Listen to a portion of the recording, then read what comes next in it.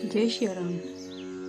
याज्ञवल्क्य मुनि कहते हैं कि मनु और शत्रुपा रानी 12 अक्षर का सुंदर मंत्र ओम नमो भगवते वासुदेवाय स्नेह सहित जपने लगे। भगवान वासुदेव के चरणों में राजा रानी दोनों का मन भली भांति लग गया। वे शाक, फल और कंद का भोजन और सचिंदानंद ब्रह्मा का स्मरण करते। फिर वे हरि के निमित्त तप करने लगे। जल के आधार से रहते हुए फल फूल सब कुछ छोड़ दिया।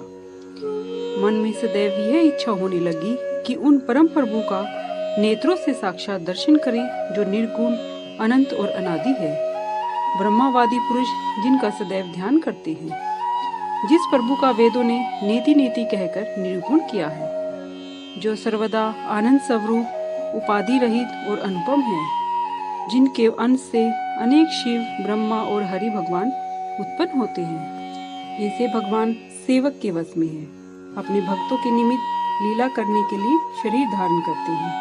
यदि वेदों का यह वचन सत्य है तो प्रभु हमारी मनोकामना अवश्य पूरी करेंगे। इस प्रकार 6000 वर्ष जल के आहार से तप करते बीत गए। फिर 7000 वर्ष वायु के ही आधार से रहे। 10,000 वर्ष तक वह जल और वायु भी छोड़ दिए। एक पैर से दोनों खड़े हो गए।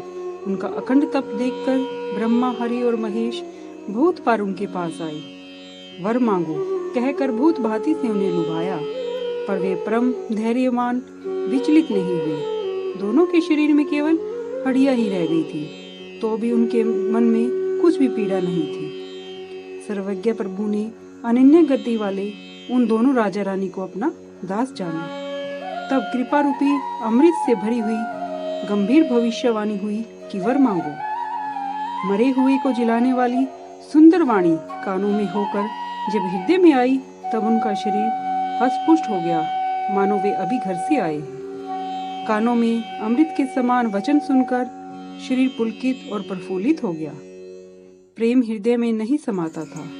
तब मनु जी दंडवत करके बोले, हे भक्तों के क्लिप वृक्ष व कामधेनु, ब्रह्मा, हरि, महेश आपके पद रज की वंदना करते हैं। आप सेवा के सुलभ संपूर्ण सुखों के देने वाले हैं। आप दीनों के पालक और सब चराचर के स्वामी हैं।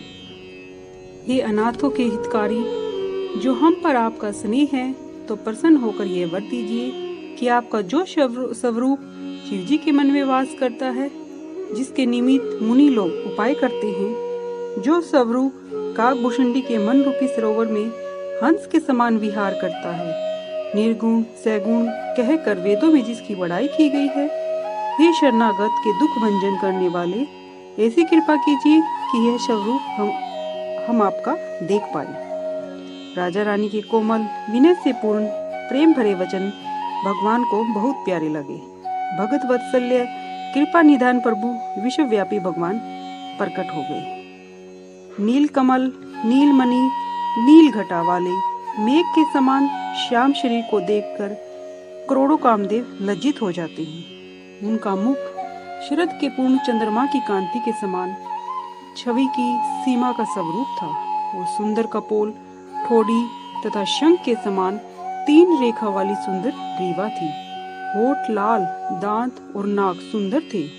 चंद्रमा की किरणों को नीचा दिखाने वाली मनोहर हंसी थी। कवि बतलाते हैं कि नवीन कमल के समान विशाल नेत्रों की सुंदर शोभा थी। चितवन ऐसी सुंदर थी कि मन को हर लेती थी। कामदेव के धनुष की शोभा को हरने वाली भ्रिकुटी थी और विशाल मस्तक पर तिलक बहुत ही शोभामायन और देदीप्यमान लग रहा था। मकराकृत कुंडल और शीश पर रतन जटित शोभित मुकुट शोभित था। घुंघराले बाल मानो भौरों के झुंड थे। हृदय पर श्री वस्त्र का चिन्ह, सुंदर वनमाला, जड़ाऊ हार और मणियों के आभूषण धारण किए हुए थे।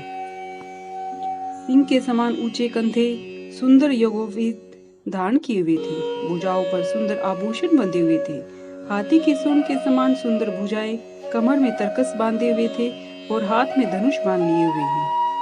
बिजली को लजाने वाला पीताम्बर है। उदर पर सुंदर 3 रेखाएं हैं। नाभि ऐसे मनोहर है मानो यमुना जी के भंवरों में शोभा छीन रही है, जिनमें मुनियों के मन रूपी भौरे बसते हैं। उन चरणों की शोभा कहीं नहीं जा सकती। बाएं भाग में सदा अनुकूल रहने वाली शोभा की खान जगत की मूल कारण आदि शक्ति शोभायान है, जिसके अंश से तथा गुणों की खान से असंख्य लक्ष्मी, पार्वती और ब्राह्मणी उत्पन्न होती हैं, और जिनकी बहुत से संकेत मात्र से ही जगत उत्पन्न हो जाता है, वही श्री सीता श्री राम जी की बाईं ओर स्थित है। महाराज मनु और शत्रुपा शोभा के समुंदर भगवान के अनोखे रूप को आदर सहित टकटकी बांधकर देखते हुए नहीं अगाते थे। आनंद के मारे देह की सुध नहीं रही और प्रभु के चरण पकड़ लिए। तब कृपा निधान ने कर कमलों से स्पर्श कर दोनों को उठाया। कृपा निधान बोले, मुझको प्रसन्न जानकर और बड़ा दानी मानकर जो मन के अंदर आए वही वर मांग लो।